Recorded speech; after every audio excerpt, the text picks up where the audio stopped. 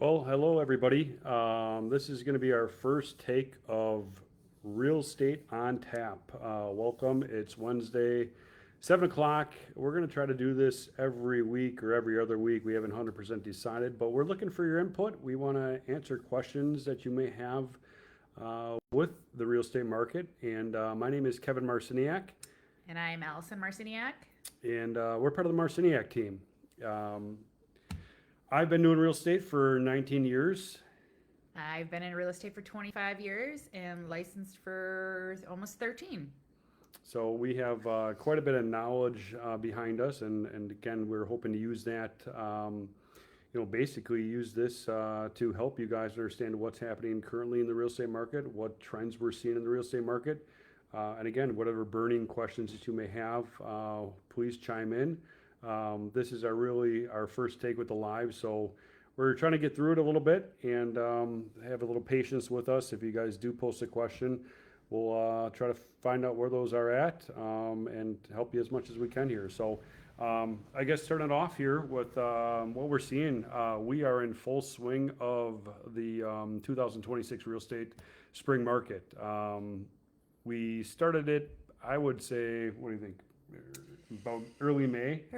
No, we're in April, honey. Well, I know, but early May, and after Easter, I've got a bunch of listings coming up. People were kind of basically saying we want to wait till after Easter, get over the holidays, get over the spring break, to make sure that we truly get that attention that house or your house would deserve. And I think that's a great idea because people are caught in the hustle bustle of the spring break or visiting family in Easter, Going on vacations. going on vacations, just not thinking about buying a house. So, Easter, where it landed this year, we're really in the dead of it now.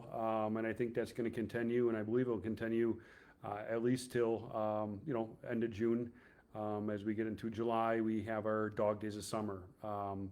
We are back to a normal seasonal market, meaning that unlike the COVID years, which was an abnormality in the marketplace, we're seeing the seasonal market come back, which just means that people are not moving at any time of the season anymore. Where that those days are I think gone, and it showed true last year.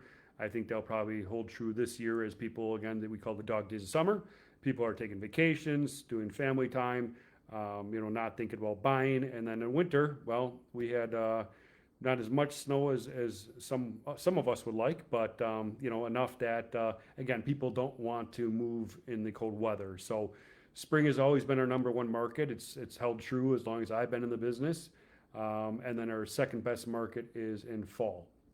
And that typically will be after Labor Day. School is going to start up, so on and so forth. And again, that's where more people are going to put their home on the market in fall, and then it kind of wraps up right before Thanksgiving, right around there, as people are in holiday mode again. So that's kind of where we're at. As far as what we're seeing out there, a lot of buyer activity, going on showings. A lot of people, you're not just doing a private showing. You usually have maybe one, maybe two other buyers in the house with you as you're looking. Things are lasting 48 hours, 72 hours, so you're 2 to 3 days. And the buyers who love a house are getting quite aggressive with prices. And that trend is changing as we get into the spring here, the spring market. And I say just changing is that, I think buyers are a little aggressive out the gun here.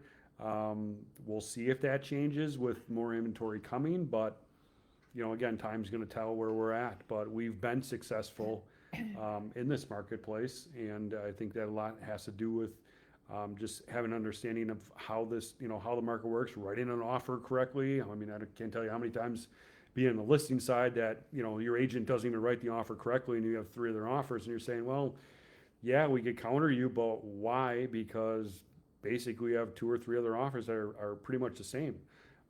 So, we're finding that to be, and just being creative, I think is just thinking outside the box, thinking of abnormal numbers, being creative with their contingencies, not just writing your basic offer that most agents are taught. And we're not really taught per se how to sell. We're taught the legal aspect of things.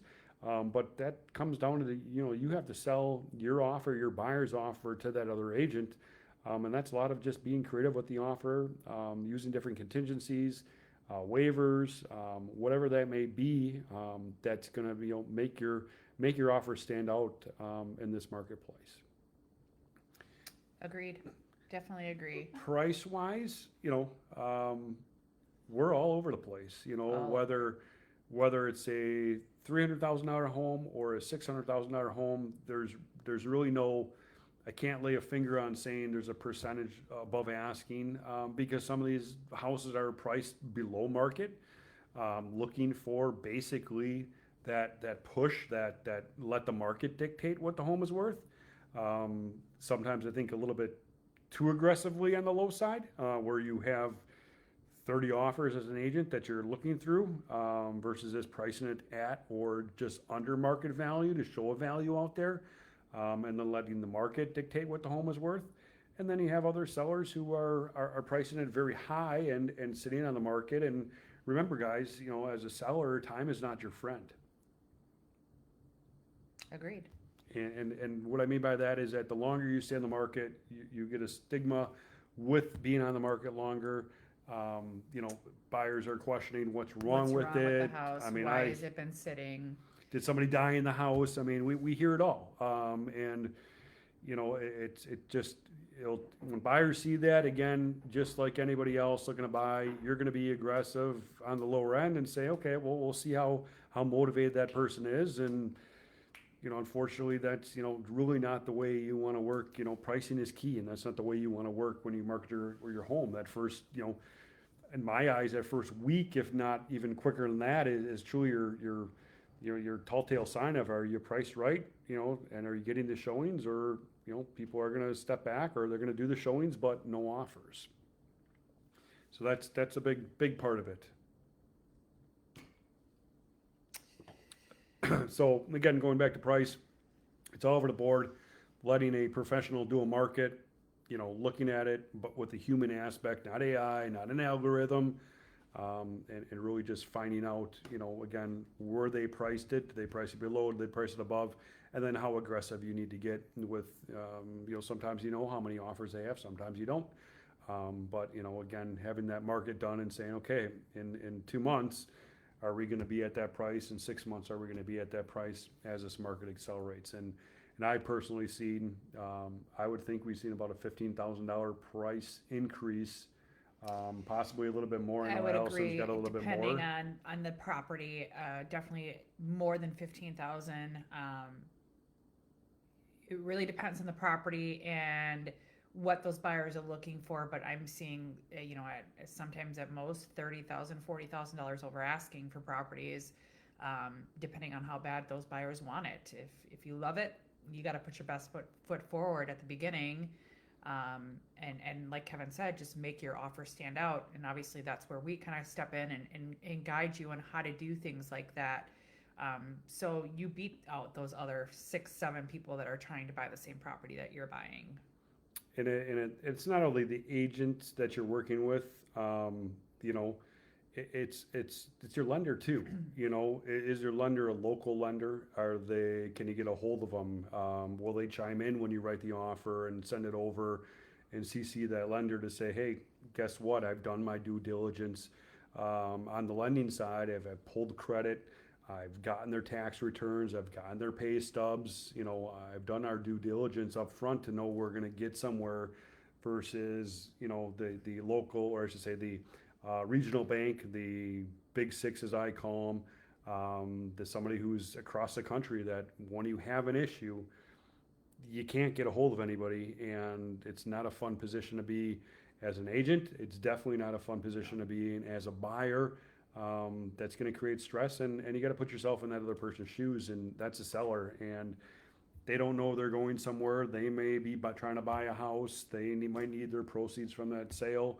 You get in this domino effect, and you can disrupt 2, 3, 4. I've been in one where I've been 7 transactions, and when you're the bottom rung and don't go as planned, people have their stuff in their moving vans sometimes, and they're paid hourly. So again, you'll get calls from all sorts of people wondering When what the one heck's person going drops on. the ball, it's obviously a domino effect, and it affects a lot of people. So having a lender definitely that's local and that is going to stay in front of everybody at all times is absolutely fantastic. A lot of these sellers have time frames because a lot of them are moving up from smaller homes to bigger homes, and they obviously put offers in and they now have to sell their house, so they're on time frames, and we've got to make sure that we're staying in all of those time frames and not pushing things out like a lot of the bigger banks tend to do, and not communicating with you. Yeah, be a person, don't be a number, and that's what you get with that local personalized service versus going and getting, again, go to one of the big banks, and yeah, you work with this person, they collect your data, and then also you go to the processor, you're talking to somebody different. Up your file got shot to Florida, talking to somebody different. And then when you do have a problem or whatnot, it's hard to get a hold of who we need to talk to, get our question answered. And Definitely too many hands in the cookie jar at Yeah, that point, yeah. and nobody wants to deal with that because again, one person says one thing and the next says another, and you're just in circles.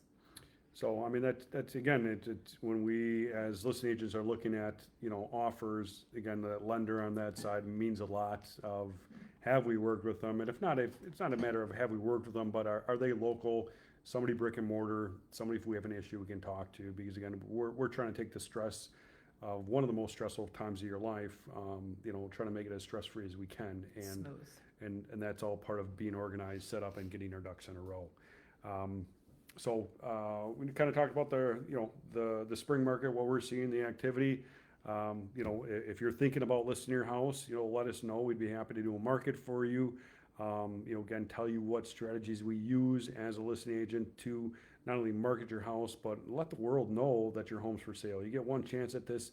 We need to get as many buyers' eyes as we can. Buyers' eyes mean more showings mean more offers means More better, money in your better, pocket. more money, but better contingencies also, that it's going to be a smooth transaction for you.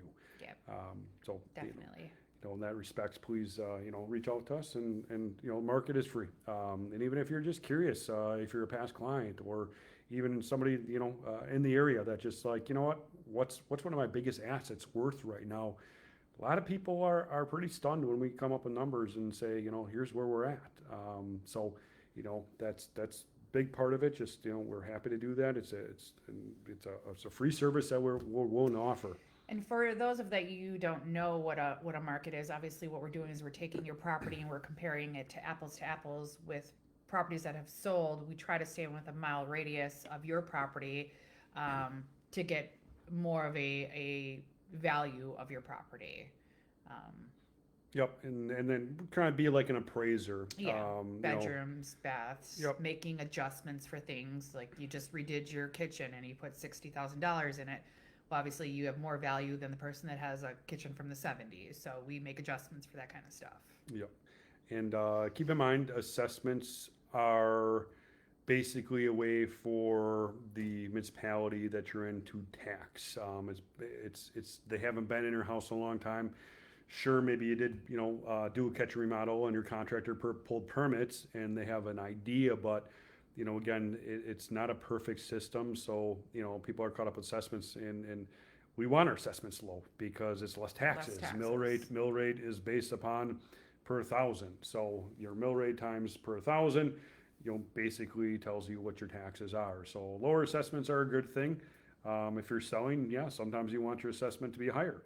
But for the next buyer coming through, when he's looking at affordability, not only principal interest, but taxes and insurance, your taxes are a lot higher. The affordability goes down, and you lose out on buyers, because we all know there's more poor people than rich people. So just some things to think about for clarification. Let's see if. We did add some buyer and seller spring buying guides, and that we call a spring seller guide. It's a nationwide look at the market, and has some really good information in there. But that is a national-wide picture. We are very localized. Real estate is local. Anything you do, whatever municipality, Yes, you have the state of Wisconsin, but I will tell you, La Crosse is different from Madison. Madison is different from Milwaukee. Milwaukee is different from New Berlin, Muskego, Oak Creek. Those municipalities are very different. And again, it's a local, so we got to take a local approach. And these guides are just kind of an outline of things to be aware of, and whether you're in the buyer side of how to write your offer and the contingencies you need to think about, or a seller, where our price is going. Everybody wants to know where our price is going. We've nationwide, we've seen some areas that have cracked, and that's basically because we had the great migration during COVID of not having to work, at a business, per se, a brick and mortar place, work anywhere in the world you want, or go to Florida and log in and your home base in Chicago, home, yeah. working from home. That's changed. And we got a lot of speculation, Airbnbs, that I think, again, there's areas in Florida I know of. Trying to think of one I just looked up. But they just have, a lot of inventory on the marketplace because of, again, it got oversaturated, the market, and the prices that people wanted for a week or a weekend wasn't making sense for that person who had bought his investment. With regards to what do you want to talk about? I think one thing that I do find interesting, is the amount of time, I guess, agents have just recently, maybe they got newly licensed. We in the last couple of years haven't really, but I mean, home inspections were probably about 50-50 on deals. So every two deals, one of them probably waived inspection. So a lot of these agents who were, basically, whether buyer or seller, waiving inspection. And again, it's everybody can do what they want. I just found it very interesting that they didn't basically know. Let's call it what it is. Don't know the difference between a hammer and screwdriver. Don't know what a water pipe is from a galvanized to a copper pipe, gas pipe, PVC pipe, cast iron pipe. That's just in the plumbing aspect of things. But I laugh a little bit and chuckle because they haven't had a home inspection. They haven't gone through many home inspections where even I go on home inspections, and a lot of times I'll learn something new. You're always learning. So you learn something new every You're day. always learning. It's still true in real estate, or to going on an inspection and understanding the components of a house.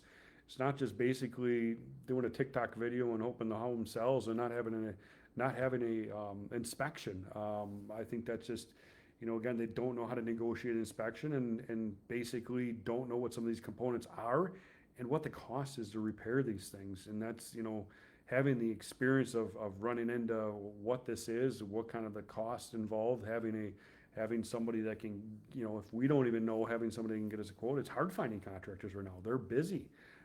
Sellers can't find contractors, and the ones they find are quality work isn't always the best.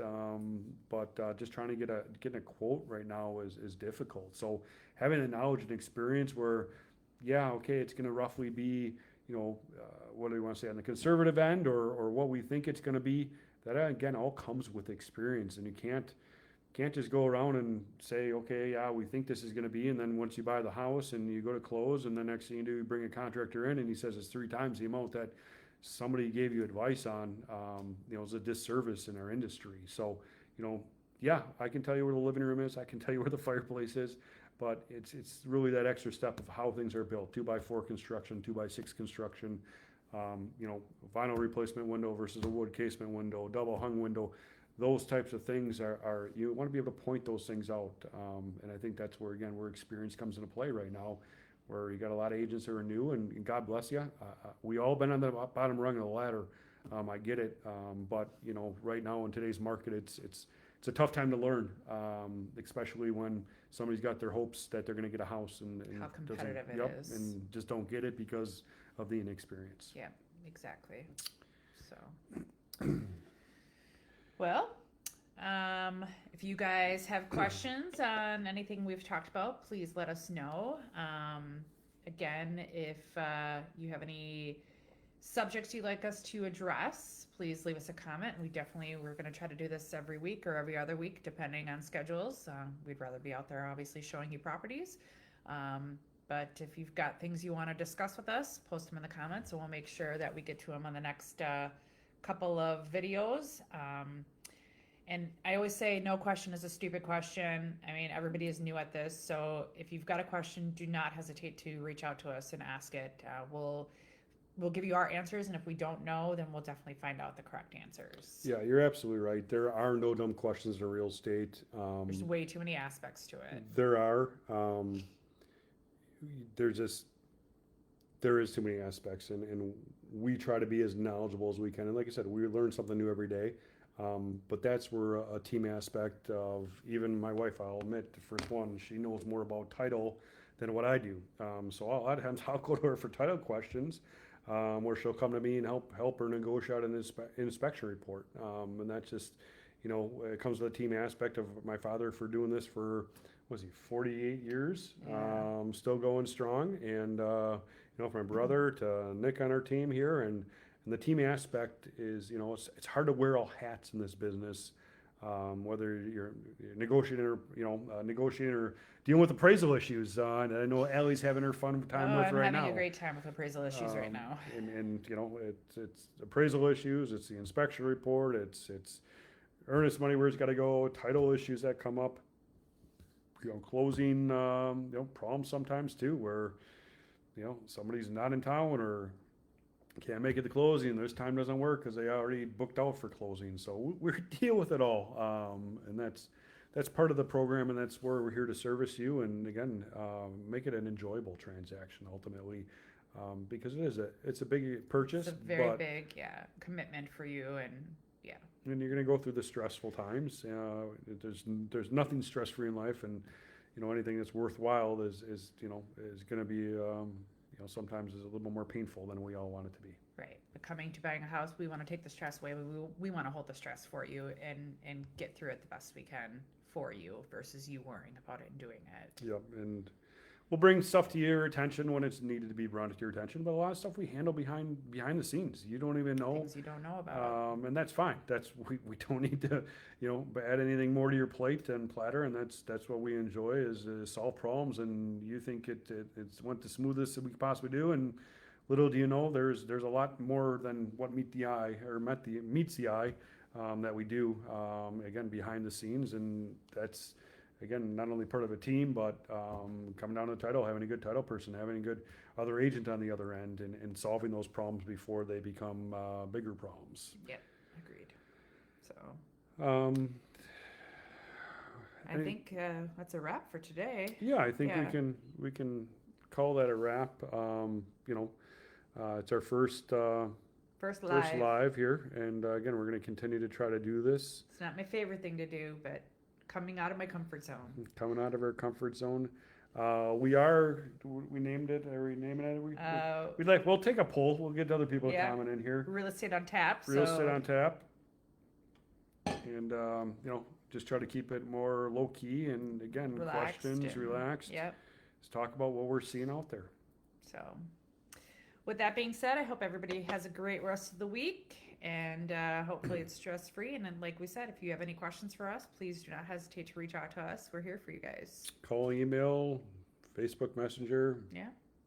All the fun communities. Throw smoke signals for all I care. And if we're not around, somebody definitely from our team is. Nikki obviously is always available during the day. She's got just as much knowledge as we do working in the industry. She's been with us just about 10 years. So over 10 years. Over it's 10 our years. 10-year anniversary. So she's also there too if you guys need her. Yep. So. Well, again, All right. Facebook, we'll catch you on the flip side. Have a good night, everybody. Thanks.